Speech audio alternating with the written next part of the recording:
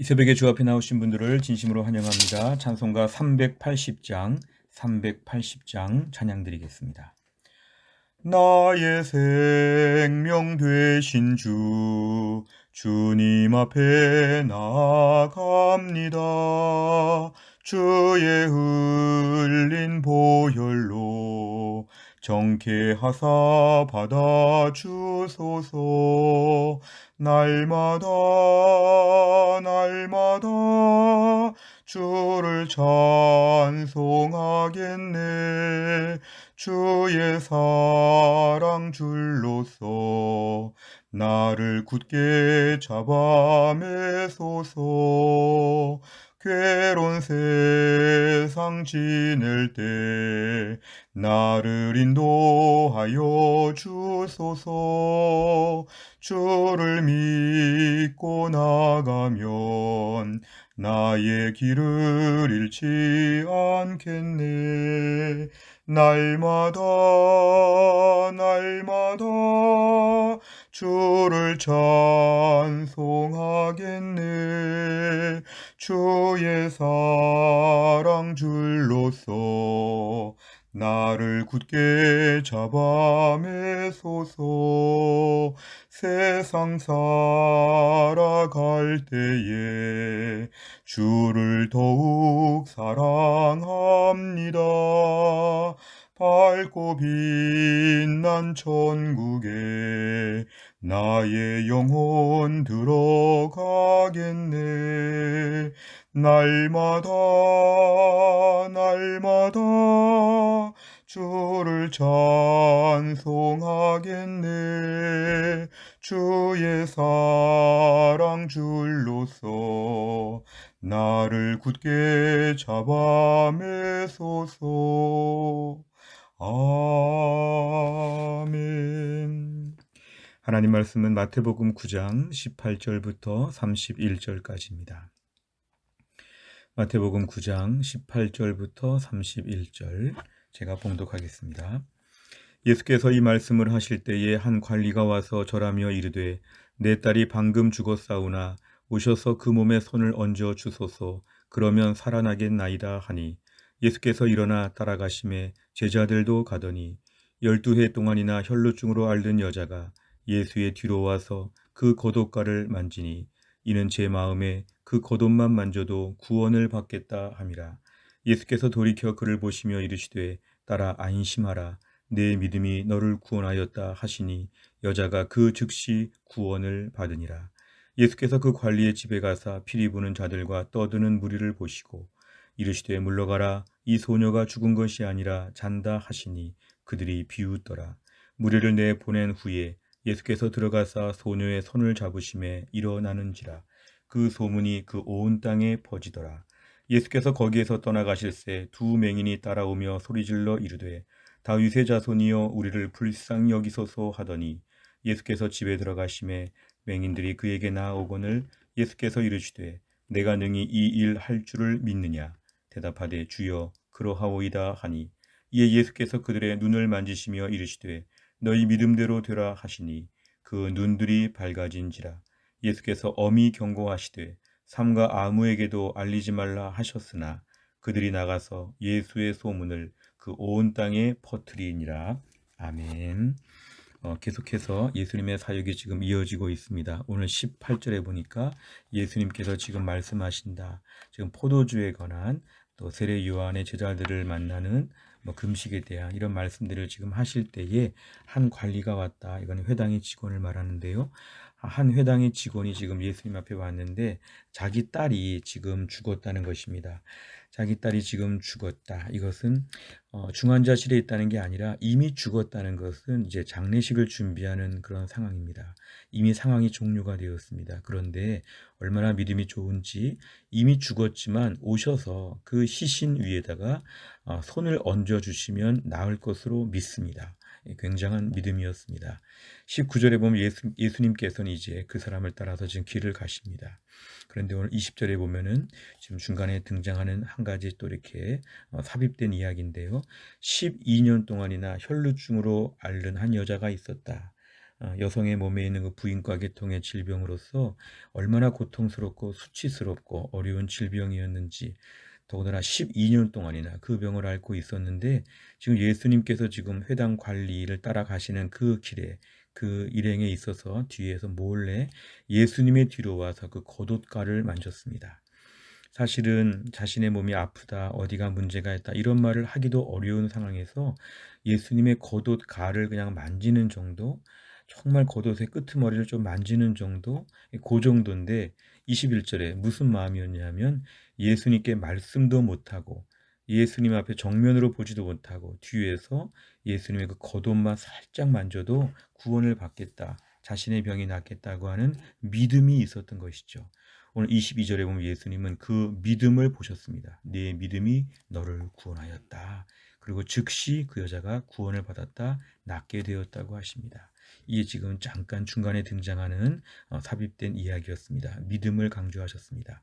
23절에 보면 다시 큰 이야기가 나오고 있는데 그 회당의 관리에 지금 집에 가셨는데 이미 죽었기 때문에 피리 부는 자들 떠드는 무리들이 많이 모여 있을 때 예수님 말씀 24절에 죽은 것이 아니라 잔다. 이 잔다는 표현은 종종 성경에서 죽음에 대한 비유적인 표현인데요. 특별히 잔다는 것은 이제 깬다는 뜻에서 뭔가 다시 살아날 가능성이 있는 것을 암시하고 있습니다. 25절에 보면 예수님은 무리를 다 내보내고 소녀의 손을 잡으셨는데 25절 끝에 보면은 일어나는지라. 오늘 소녀는 죽었다고 했는데 죽은 사람이 일어났다는 것은 굉장한 기적입니다. 아픈 사람 고쳐준 게 아니라 죽은 사람을 살려주신 것이기 때문에 매우 놀라운 사건이죠. 26절에 보면 그 소문이 온 땅에 퍼졌다. 오늘 27절 이하에 보면 또 다른 이야기가 나오는데요. 두 맹인이 예수님을 지금 따라옵니다. 따라오면서 다윗의 자손이여 불쌍히 여기소서. 사실은 앞을 보지 못하기 때문에 정확하게 예수님이 어디 계신지도 모르면서 대략 음성만 듣고 지금 막 외치는 것입니다. 아마 사방팔방을 보면서 외쳤을지 모르죠. 우리를 불쌍히 여겨달라고 어디 계신지 모르는 예수님께서 저만큼 계시지 않겠는가 해서 지금 막 소리 지르는 것입니다. 28절에 보면은 예수님이 한 가지 물어보십니다. 네가 이걸 믿느냐? 눈 못 보는 거, 앞을 못 보는 걸 보게 할 줄로 믿느냐? 믿음을 확인하십니다. 근데 28절 끝에 보니까 그러합니다. 믿겠다는 것이죠. 믿는다는 것이죠. 29절에 보니까 예수님께서 믿음대로 될 것이다. 30절 눈이 밝아졌다. 31절 여전히 그 소문이 이제 퍼져서 예수님은 죽은 자도 살리시고 병자들 또 장애인들을 다 고치실 수 있는 분이다. 이런 소문이 퍼지게 되었습니다. 내용 관찰을 보시면 첫째, 12년 동안 혈루증을 앓던 여인은 예수님의 겉옷을 만지며 어떤 생각을 합니까? 21절에 겉옷만 만져도 구원을 받겠다. 겉옷만 만져도 예수님의 능력으로 나는 나을 것이라고 하는 분명한 믿음이 있었습니다. 두 번째를 보면 두 맹인이 예수님을 따라오며 큰 소리로 외친 내용은 무엇입니까? 27절 다윗의 자손이여 나를 불쌍히 여겨 주옵소서. 이 다윗의 자손은 예수님에 대해 지금 부르는 것인데요. 불쌍히 여겨달라는 것은 뭐냐면 너무 확실하기 때문에 불쌍히 봐주시기만 하면 우리를 고쳐주실 수 있다는 것이죠. 여기에 지금 내포되어 있는 의미는 예수님에게는 나를 고쳐줄 능력이 있으시니까 이렇게 막 소리 질러서 불쌍히 봐달라고 외치는 것입니다. 가능성이 전혀 없는데 한번 이렇게 소리 질러 보는 게 아니라 너무 확실하기 때문에 소리 지르는 일을 못하겠느냐. 너무 확실한 일이기 때문에 소리를 지르면서 지금 좀 불쌍히 봐달라고 지금 매달리는 것이죠. 세 번째를 보면 예수님께서 혈루증을 앓던 여인과 두 맹인을 치유하시면서 공통적으로 믿음을 언급하신 이유는 무엇입니까? 오늘 본문을 잘 보시면 22절에서 내 믿음이 너를 구원하였다. 그 믿음이란 건 21절에 예수님의 옷에 겉옷만 만져도 나는 낫겠다. 28절에 보면 예수님께서 내가 능히 이 일 할 줄을 맹인들로 하여금 앞을 보게 하게 할 줄을 믿느냐? 예, 믿습니다. 29절 믿음대로 될 것이다. 예수님께서 믿음을 언급하십니다. 예수님 이 땅에 수많은 병자들을 보시고 또 따라다니는 사람도 참 많았지만 예수님을 본문에 유난히 강조하신 것은 예수님의 어떤 치유의 기적에 있어서 믿음을 먼저 체크하신다는 것입니다. 예수님이 그냥 불쌍히 보실 수 있죠. 그냥 예수님께서 측은하게 보시고 고쳐주실 수 있죠. 그런데 예수님께서는 그 영혼까지도 지금 돌보신 것입니다. 피상적으로 몸만 낫는 것이 아니라 그 안에 믿음도 하나님이 다시 확인해 주시는 것인데요. 믿음이 있는지, 결국 믿음도 튼튼하고 육신의 병도 질병도 낫게 되고, 오늘 본문의 이 두 부류의 사람은 지금 다 그런 은혜를 받은 것입니다. 오늘도 우리에게 제일 중요한 거, 하나님이 그냥 다 주실 수 있는데 우리에게 한 가지 물어보실 것입니다. 너 오늘 아침에 기도할 제목들에 있어서 이걸 정말 믿느냐? 오늘 기도 제목 참 많이 가지고 왔는데 이거 지금 열심히 기도할 텐데 이거 기도할 때 믿고 기도하느냐, 그냥 한번 해보는 것이냐, 그냥 신세 타령하는 것이냐, 될 줄로 확실히 믿고 기도하는 것이냐 물어보시는 것이죠. 우리가 기도할 때 마음의 깊은 곳을 보면 정말 믿는지 이거 확인해야 됩니다.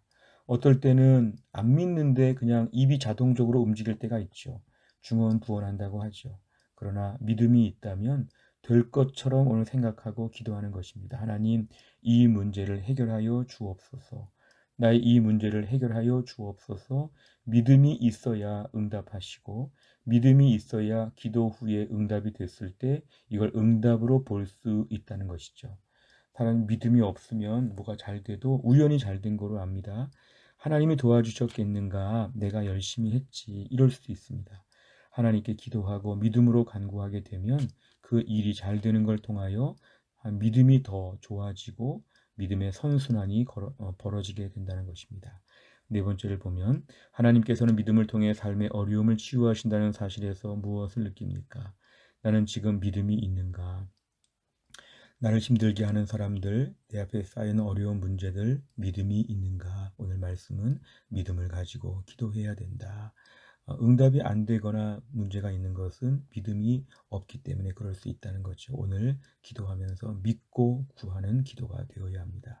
다섯 번째를 보면 나는 지금까지 인생의 어려움을 만날 때 어떻게 대응했습니까? 오늘 내가 하나님의 일하심을 확신하며 믿음으로 반응해야 할 문제는 무엇입니까? 특별히 최근에 어떤 기도가 제일 안 믿어지는가? 어떤 내용이 제일 어렵게 여겨지는가? 오늘 그 부분에 있어서 주여 믿습니다. 저 이거 믿고 기도하는 겁니다. 기도하게 될 때 오늘부터 그 문제가 해결된다는 것입니다. 오늘 말씀을 붙잡고 믿음을 가지고 간절히 기도할 수 있기를 간절히 바랍니다. 기도하겠습니다. 하나님 아버지 감사합니다. 오늘도 우리에게 귀한 말씀 주신 것 감사합니다. 예수님께서 본문의 병자들을 고치시면서 특별히 확인하시는 게 믿음이었는데 믿음이 있는 줄을 보시고 그것을 고쳐주셨는데 오늘 저희들을 가만히 돌아보면 믿음이 있는 것처럼 생각하지만 때로는 기도하면서 의심하고 낙담하고 절망할 때가 얼마나 많은지 모릅니다. 기도하지 않고 때론 걱정할 때도 얼마나 많은지 모릅니다. 주여 우리에게 믿음이 좋은 줄 알았지만 때론 믿음이 너무 없습니다. 너무 불안해합니다. 너무 화를 냅니다. 주님, 저희들에게 믿음을 더하여 주시고 우리가 기도하면서 믿음을 보여드리면 하나님이 그 믿음 체크하시고 이를 착수하신다는 것을 보면서 우리가 오늘 믿음을 가지고 간구하고 믿음으로 기적을 보는 삶이 될 수 있도록 인도해 주옵소서. 또 하나의 일정을 주님께 의지하오며 예수님의 이름으로 기도하옵나이다. 아멘. 매주 목요일마다 기도하는 100대 기도 제목은 지역사회와 다음 세대를 위하여 57번부터 70번까지 기도합니다. 다 같이 기도해 주시기를 바랍니다. 주기도문 하겠습니다. 하늘에 계신 우리 아버지여, 이름이 거룩히 여김을 받으시오며 나라의 임하옵시며 뜻이 하늘에서 이룬 것 같이 땅에서도 이루어지이다. 오늘날 우리에게 일용할 양식을 주옵시고 우리가 우리에게 죄 지은 자를 사하여 준 것 같이 우리의 죄를 사하여 주옵시고 우리를 시험에 들게 하지 마옵시고 다만 악에서 구하옵소서. 대개 나라와 권세와 영광이 아버지께 영원히 있사옵나이다. 아멘.